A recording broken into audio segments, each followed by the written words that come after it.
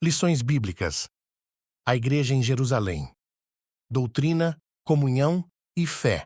A base para o crescimento da Igreja em meio às perseguições. Lição 13. Assembleia de Jerusalém. Texto áureo.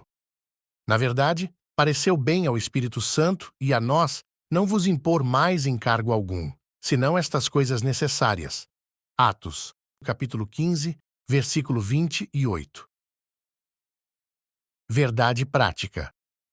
Em sua essência, a Igreja é tanto um organismo quanto uma organização e, como tal, precisa seguir princípios e regras para funcionar plenamente. Leitura bíblica em classe. Atos, capítulo 15, versículos de 22 a 32. Então, pareceu bem aos apóstolos e aos anciãos, com toda a Igreja, eleger varões dentre eles e enviá-los com Paulo e Barnabé a Antioquia, a saber, Judas, chamado Barsabás, e Silas, varões distintos entre os irmãos. E por intermédio deles escreveram o seguinte: os apóstolos e os anciãos e os irmãos, aos irmãos dentre os gentios que estão em Antioquia, Síria e Cilícia, saúde. Porquanto ouvimos que alguns que saíram dentre nós vos perturbaram com palavras e transtornaram a vossa alma, não lhes tendo nós dado mandamento. Pareceu-nos bem, reunidos concordemente, eleger alguns varões e enviá-los com os nossos amados Barnabé e Paulo, homens que já expuseram a vida pelo nome de nosso Senhor Jesus Cristo. Enviamos, portanto, Judas e Silas, os quais de boca vos anunciarão também o mesmo. Na verdade, pareceu bem ao Espírito Santo e a nós não vos impor mais encargo algum, senão estas coisas necessárias: que vos abstenhais das coisas sacrificadas aos ídolos, e do sangue, e da carne sufocada, e da fornicação. Destas coisas fareis bem se vos guardardes. Bem vos vá. Tendo-se eles, então, despedido, partiram para Antioquia e, ajuntando a multidão, entregaram a carta. E, quando a leram, alegraram-se pela exortação. Depois, Judas e Silas, que também eram profetas, exortaram e confirmaram os irmãos com muitas palavras. Introdução. Com esta lição, terminamos mais um trimestre de estudos sobre a Igreja de Jerusalém. Aqui veremos como a Igreja agiu para resolver seus conflitos de natureza doutrinária. Um grupo composto por fariseus convertidos à fé insistia que os gentios convertidos deveriam guardar a lei, especialmente o rito da circuncisão. No entendimento dos apóstolos, se isso fosse exigido, a salvação deixaria de ser totalmente pela graça, o que era inaceitável. Devido à dimensão da questão e à sua importância para o futuro da Igreja, os líderes se reuniram em Jerusalém para buscar uma solução para o problema. Lucas deixa claro que a decisão tomada pela Igreja naquele momento foi guiada pelo Espírito Santo. É isso que veremos agora. Tópico 1. A questão doutrinária. 1. O relatório missionário. A questão doutrinária que se tornou objeto de discussão no Concílio de Jerusalém, abordada no capítulo 15 de Atos dos Apóstolos, teve seu início na Igreja de Antioquia. Ela começou quando Paulo e Barnabé apresentaram à Igreja de Antioquia um relatório sobre a primeira viagem missionária que haviam realizado. Nesse relatório, os missionários narraram o que Deus havia feito entre os gentios e como estes aceitaram a fé. O relatório deixa implícito que a salvação dos gentios ocorreu inteiramente pela graça de Deus, sem que nenhuma exigência da lei, como a circuncisão, fosse imposta a eles. Tanto Paulo quanto Barnabé viam a ação de Deus, manifestada por meio de milagres extraordinários entre os gentios, como um sinal de sua aprovação, demonstrando que nenhuma outra exigência, além da fé em Jesus, era necessária para a salvação. Em outras palavras, a salvação é um dom de Deus, concedido inteiramente por sua graça. 2. O legalismo judaizante.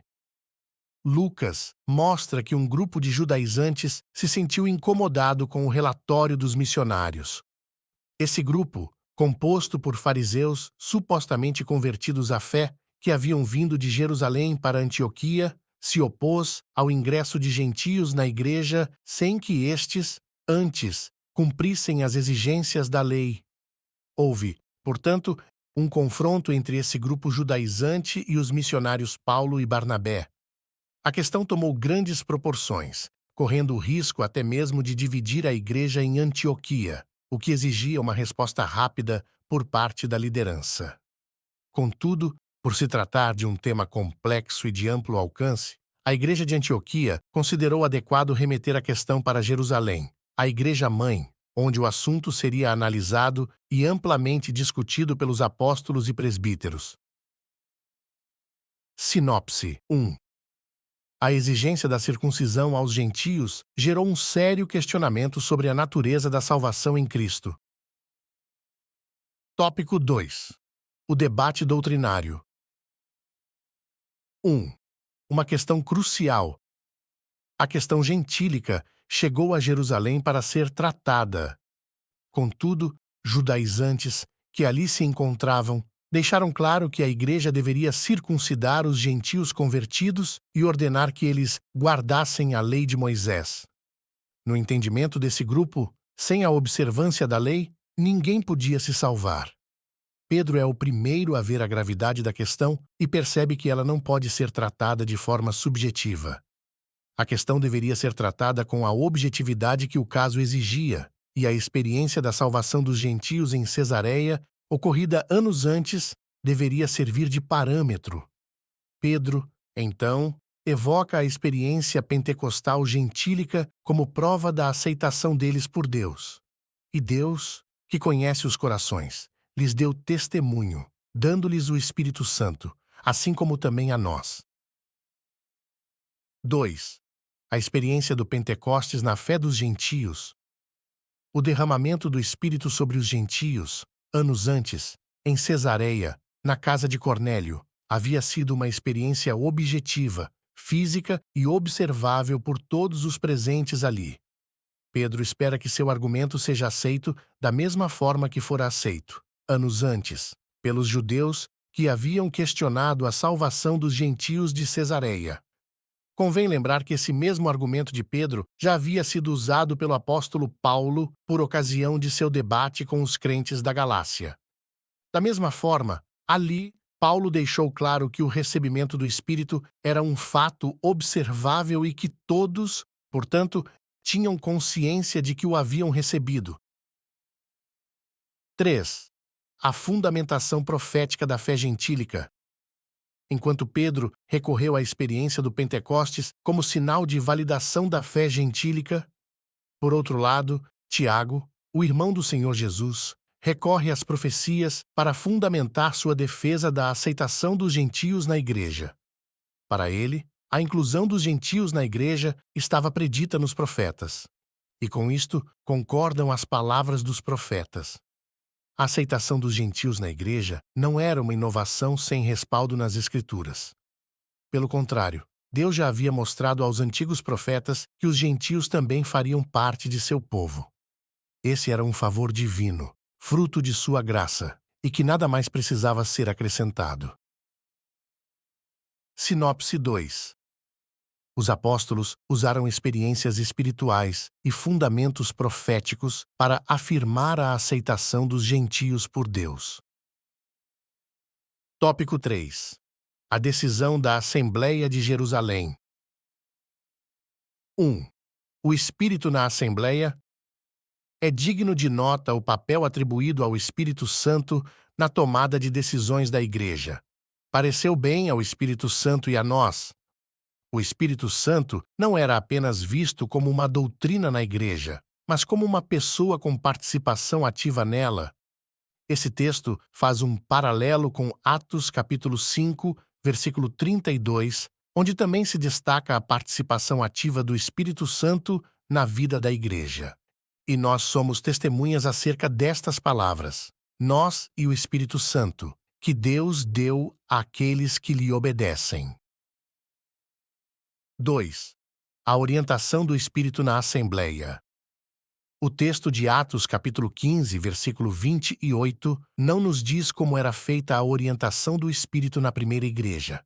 Contudo, a observação feita por Lucas, de que Judas e Silas eram profetas e que eles fizeram parte da comissão que levou a carta com a decisão tomada pela Assembleia, indica que o Espírito Santo se manifestava na igreja por meio de seus dons.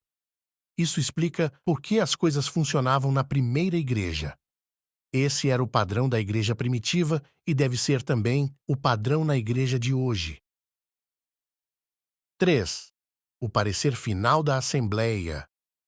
Depois dos intensos debates, o parecer da Assembleia foi de que os gentios deveriam se abster das coisas sacrificadas aos ídolos, do sangue, da carne sufocada e da fornicação.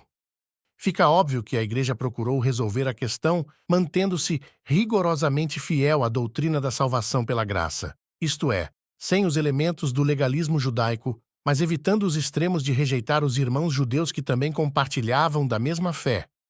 O legalismo deveria ser rejeitado, os crentes judeus, não. Assim, ficou demonstrado que os gentios eram salvos pela graça, mas deveriam impor alguns limites à sua liberdade cristã, a fim de que o convívio com seus irmãos judeus não fosse conflituoso. Sinopse 3. Guiada pelo Espírito Santo, a Igreja decidiu preservar a graça e promover a comunhão entre judeus e gentios convertidos. Conclusão. A Igreja sempre será desafiada a enfrentar os problemas que surgem em seu meio. No capítulo 6 de Atos, vimos como ela resolveu um conflito de natureza social, provocado por reclamações de crentes helenistas, hebreus de fala grega. Aqui, o problema foi de natureza doutrinária.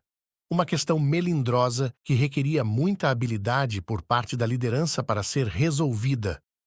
Graças ao parecer de uma liderança sábia e orientada pelo Espírito Santo, a Igreja tomou a decisão certa.